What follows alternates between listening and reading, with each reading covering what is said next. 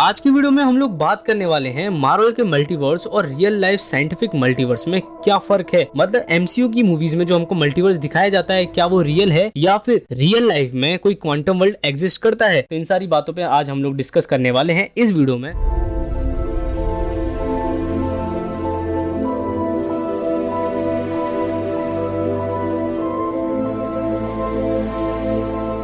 Marvel studio का multiverse. MCU के multiverse की शुरुआत 2016 में आई डॉक्टर स्ट्रेंज मूवी से हुई थी और ये किस्सा एंड गेम तक चला और एंड गेम के बाद ये किस्सा अभी भी चल रहा है जिसको हम लोग मल्टीवर्सल सागा में डिवाइड करते हैं। अब मल्टीवर्सल सागा के अंदर अलग अलग फेसेस आते हैं जैसे कि फेज 4, 5, 6 और ये फेसेस अभी तक चल रहे हैं। इन फेसेस के अंदर आने वाले बड़े अपकमिंग इवेंट्स हैं जैसे कि अवेंजर्स डूम्सडे और भी बड़े बड़े इवेंट्स। अब हम लोग मल्टीवर्स की बात कर रहे हैं तो हमको एमसीयू की एक ऐसी जगह के बारे में बात करना चाहिए जो कि बहुत ही ज्यादा इंटरेस्टिंग है। तो एमसीयू के अंदर एक जगह है जिसका नाम है टीवीए।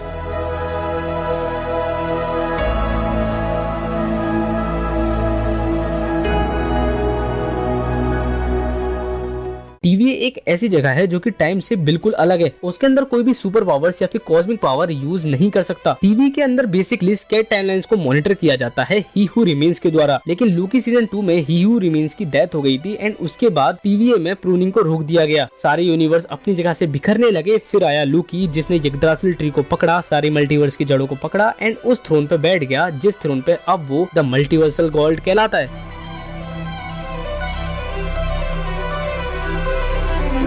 अगर हम लोग लूकी की बात कर रहे हैं तो लूकी सीजन्स में हम लोगों ने लूकी के ढेर सारे वेरिएंट्स को देखा था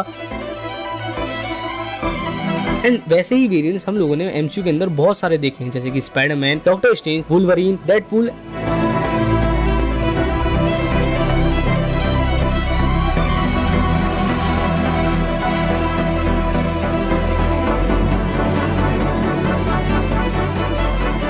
अब देखो अगर हम लोग वेरिएंट्स की बात कर रहे हैं तो ये वेरिएंट्स अलग अलग अर्थ और अलग अलग यूनिवर्स से आते हैं जिनको एमसीयू ने अपने अपने टाइमलाइन के हिसाब से नाम दे रखा है। जैसे अगर हम लोग बात करें एमसीयू की करंट टाइमलाइन और मेन यूनिवर्स का नाम है अर्थ 616। वैसे एमसीयू के किसी और डॉक्टर स्ट्रेंज की टाइमलाइन का नाम है अर्थ 838 या फिर किसी और स्पाइडरमैन के अर्थ का नाम है अर्थ 1999। सुनने में थोड़ा इंटरेस्टिंग लगता है क्योंकि ये है साइंस फिक्शन। इसके अंदर आप लोगों को थोड़ा एंटरटेनमेंट दिया जाता है और आप लोगों को कुछ इस तरीके से साइंस को प्रेजेंट किया जाता है जिससे आपको वो चीज इंटरेस्टिंग लगे। लेकिन अगर हम लोग मल्टीवर्सल कॉन्सेप्ट उठा रहे हैं तो रियल साइंस में भी मल्टीवर्सल कॉन्सेप्ट एग्जिस्ट करता है विद रियल थ्योरीज। और ट्रस्ट मी गाइस, ये मल्टीवर्सल थ्योरीज रियल साइंटिफिक भाषा में यानी कि थ्योरीज में बहुत ज्यादा इंटरेस्टिंग है, एमसीयू से भी ज्यादा। सो स्टार्ट करते हैं क्वांटम मल्टीवर्स यानी कि रियल लाइफ मल्टीवर्स। तो सोचो आपके पास एक कॉइन है और आप उसको टॉस करते हो और आप डिसाइड करते हो कि अगर हेड आया तो मैं घर पे जाके पिज्जा खाऊंगा और टेल आया तो मैं दुकान पे जाके बर्गर खाऊंगा। अब क्वांटम थ्योरी ये कहती है कि जिस टाइम पे आपने वो सिक्का उछाला उस टाइम पे ही दोनों पॉसिबिलिटी एग्जिस्ट कर चुकी हैं। मतलब आप एक यूनिवर्स में पिज्जा खा भी चुके हो और एक यूनिवर्स में आप बर्गर भी खा चुके हो। मतलब जिस टाइम से आपने कॉइन को फ्लिप किया और जिस टाइम तक आपने कॉइन का रिजल्ट नहीं देखा उस टाइम तक सारी पॉसिबिलिटी एग्जिस्ट करती हैं, सारी टाइमलाइंस एग्जिस्ट करती हैं और यही क्वांटम थ्योरी है।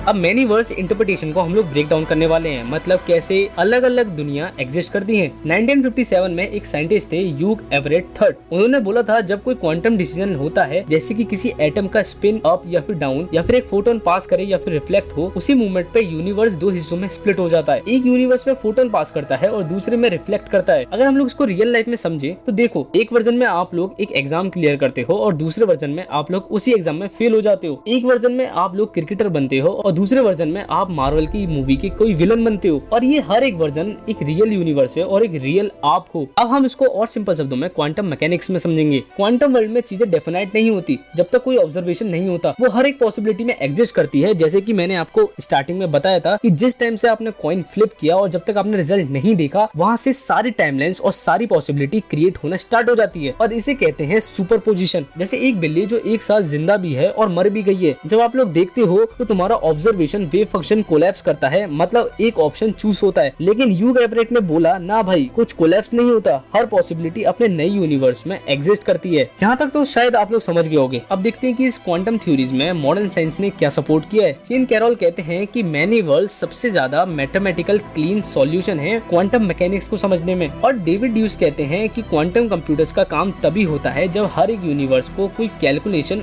आप कर रहे हो। अब देखो, ये सारी थ्योरीज आपको भले ही साईफाई लग रही हो, लेकिन ये साइंटिफिकली रिस्पेक्टेड है। हालांकि हम लोगों को इसका कोई डायरेक्ट प्रूफ नहीं मिला है, लेकिन क्वांटम इक्वेशंस के हिसाब से ये थ्योरीज एकदम परफेक्ट है। मतलब इसमें बहुत सारी पॉसिबिलिटी एग्जिस्ट करती है। मतलब आप इस वीडियो को देख भी रहे हो, नहीं भी देख रहे हो, मार्वल ने मल्टीवर्स को आइडिया दिया, लेकिन साइंस ने उसको मीनिंग दिया। और सच कहूँ तो रियल लाइफ का मल्टीवर्स फिक्शन से ज्यादा वाइल्ड है। अगर तुम्हें लगता है कि तुम सिर्फ एक हो, तो क्वांटम कहता है कि तुम इनफाइनाइट हो। क्या तुम तैयार हो अपने बाकी के वर्जन से मिलने के लिए? सो आई होप आप लोगों को वीडियो पसंद आया हो।